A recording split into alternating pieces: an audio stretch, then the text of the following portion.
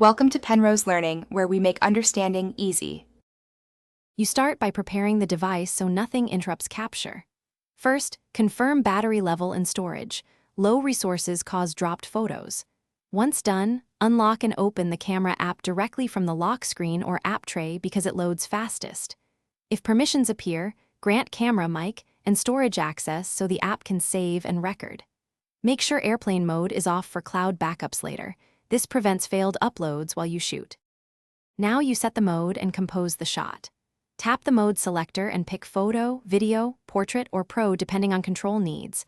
Pro gives ISO and shutter speed, while auto is faster. Tap the subject to autofocus and drag the exposure slider to brighten or darken the frame. This locks the exposure if needed. Use grid lines to apply the rule of thirds, move closer or switch lenses for tight framing. Once satisfied, steady your hands or brace the phone before capture. Finish by capturing and verifying results. Press the shutter or the volume key for a stable press. For video, tap record then monitor audio levels. After capture, tap the thumbnail to review at full resolution and use built-in editing to crop or adjust exposure. Delete bad shots right away to free space. If images are blurry, clean the lens, enable HDR for high dynamic range, or switch to a higher shutter speed in Pro mode. And if problems persist, restart the camera app or phone to reset hardware access.